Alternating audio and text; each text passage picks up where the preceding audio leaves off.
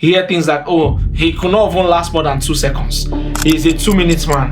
Oh, he's a 60-second man, right? But it feels as though for the woman, there seems to be no seconds attached or no metrics tied to her performance. Women fake orgasms a lot. Women fake orgasms way more than men do. And men tie a lot of their ego, tie a lot of their self-worth and how they view themselves with their ability to perform in bed. The issue is the concept of performance. Tell me. Sex is not a performance. It is a connection. You're not there to finish her. You're not there as a man to go and just keep going. You know, you're not at the Olympics. Penetration is not the beginning of sex. And ejaculation is not the end of the sexual act. It's just a part of the buffet. But the average time between when penetration occurs and when ejaculation occurs is between 2 to 3 minutes. 5 minutes, max.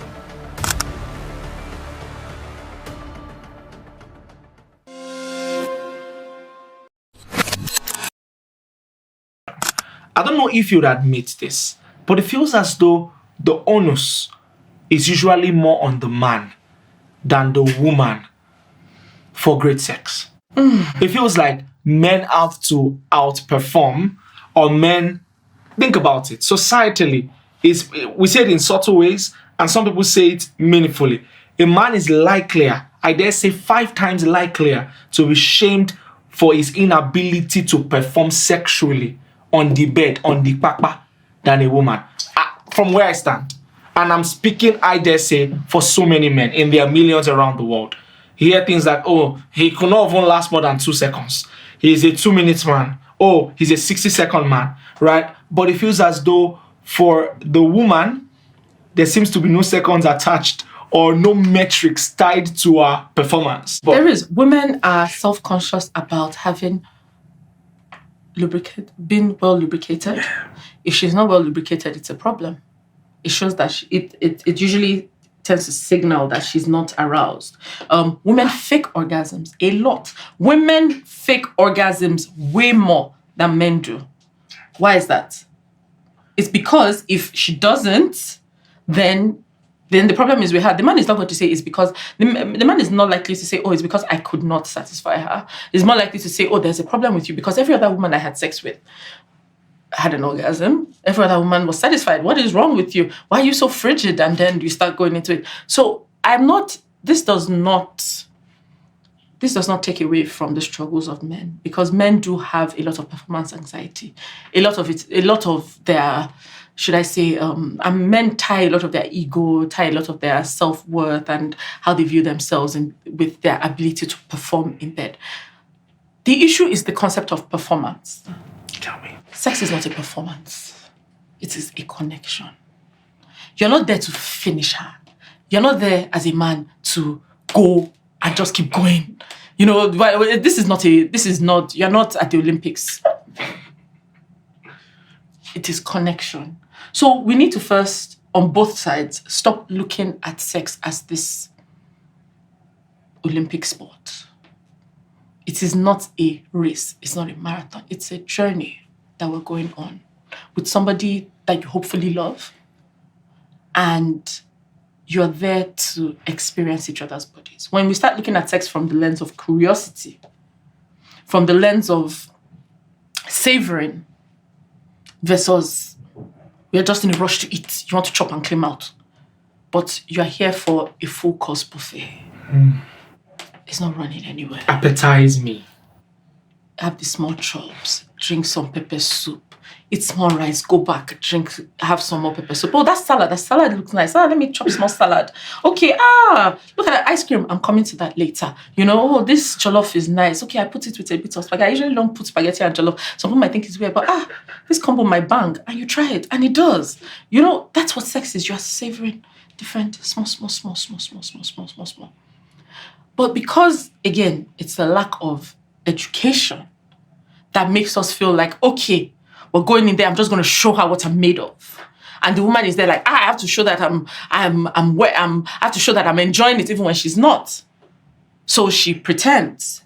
And he is doing. And then there's this anxiety about how much he's performing.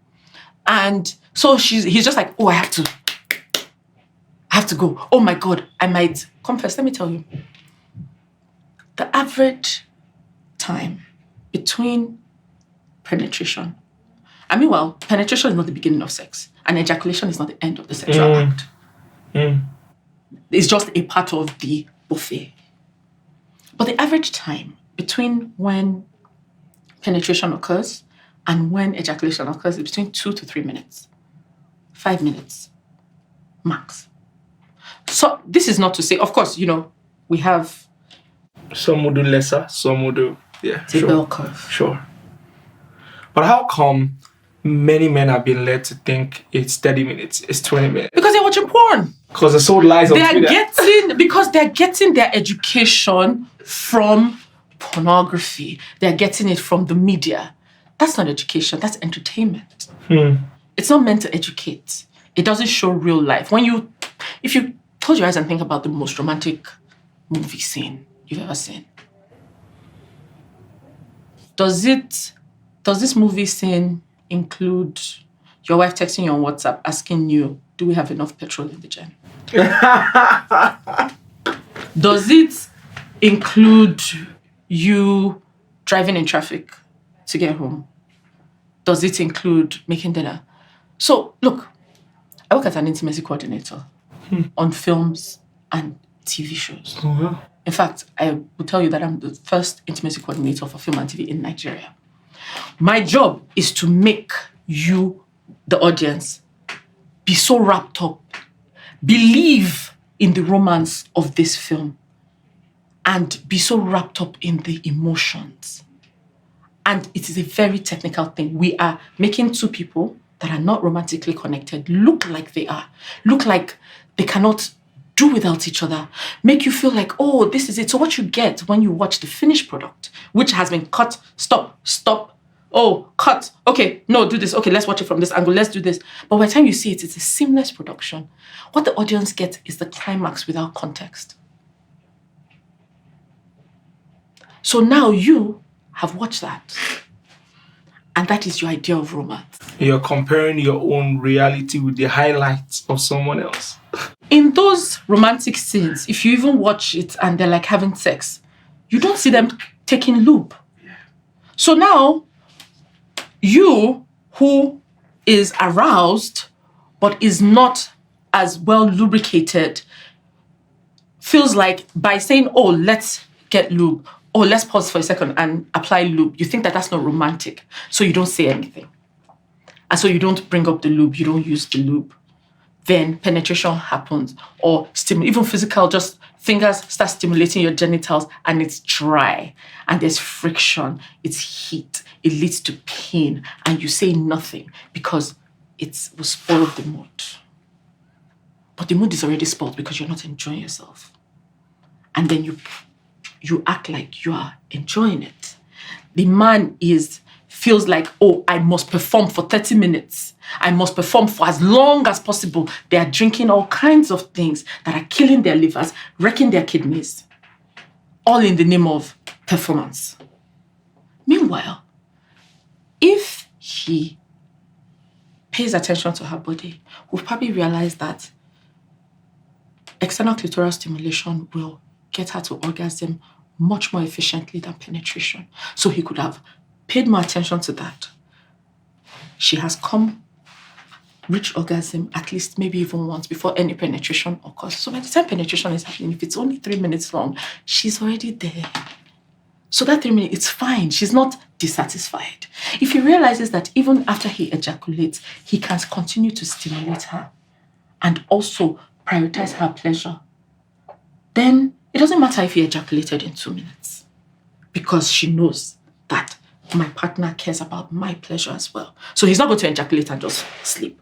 Yes, there's a refractory period where a man might need time, a few minutes, depending on the person, to be able to get back to erection. But you don't need an erection to pleasure a woman. God gave you 10 fingers, a mouth. Use those hands. Use your mouth, use your hands. Whatever your hands find it to do with all your mind.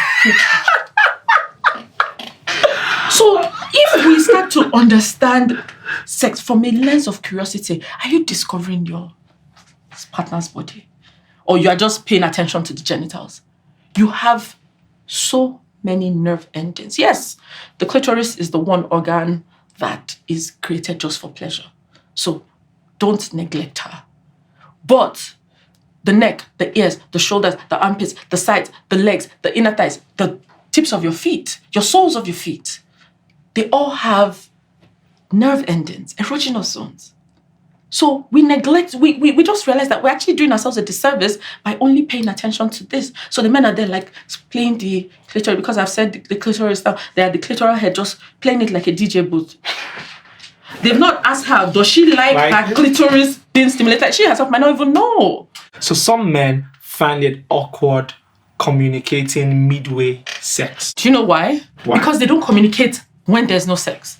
They don't sit at the table having conversations and let's talk about sex, baby. We don't talk about sex. Most couples talk about sex only when they want to take their clothes off or when the clothes are off. Then you now start asking questions. That's when you want to say, oh, I would like us to try this. If you want to introduce something, if you want to ask a question, you want to ask it at a very neutral time. You're just having dinner. You might even feel shy about talking about it verbally at first. Send it as a chat. There's no performance anxiety involved because I'm not about to take off my clothes, or it's not after. So most couples either talk about it just before or after. Of course, it's going to be awkward because now if you're having it afterwards, what does it sound like? It's a performance review. But imagine if you're just like, okay,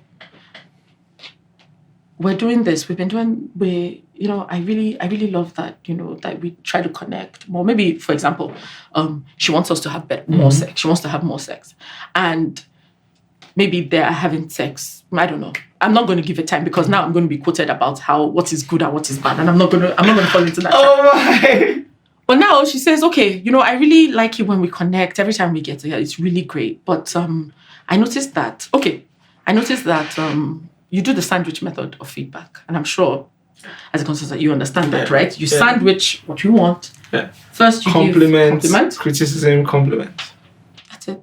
So you give the compliment. And sometimes you might say, somebody might say, oh, I have nothing to compliment. Everything is all bad. There will be something good about this person. So you give that compliment. Or you say, oh, I like how we've been trying to work on our relationship and get it better. But then I noticed that and then you always look at it as us versus the problem, not me versus you. Yeah. Because when I say you're always in a rush, you always want to have sex fast, you are ready to go, you fall asleep right after, then it's now an attack on you. But if I say, I would like for us to spend more time when we're having sex. I would like for us to spend maybe a little more time before we even go to penetration, because I really love it when you love upon me. I love what your hands do. I love what, be as specific as you can. And I would like more of that. For the man, you're like, okay, and sometimes women, it's like, men, let me give you an example.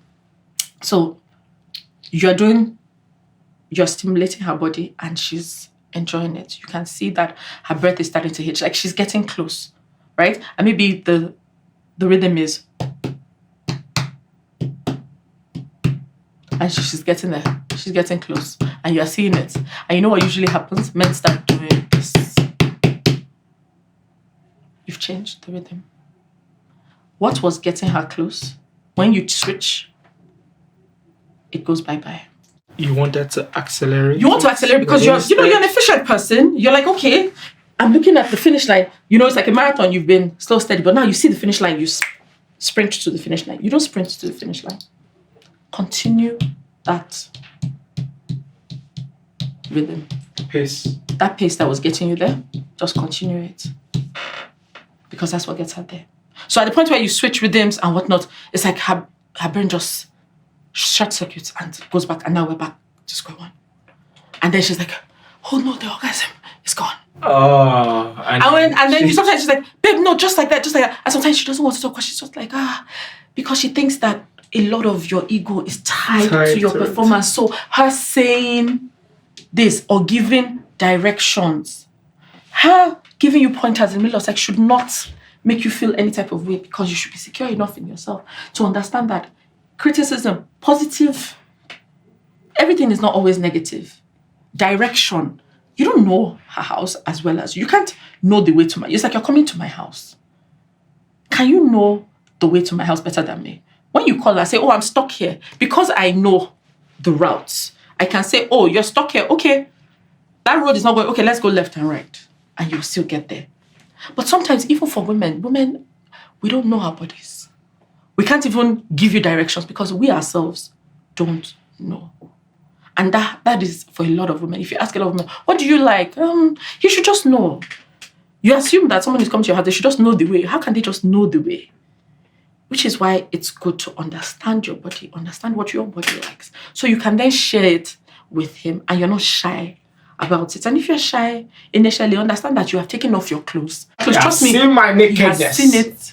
He's happy to be there. Yeah. And, and sometimes with women, it's also about, our bodies, our self-image, and all those things are also tied into it. So there's a lot, honestly.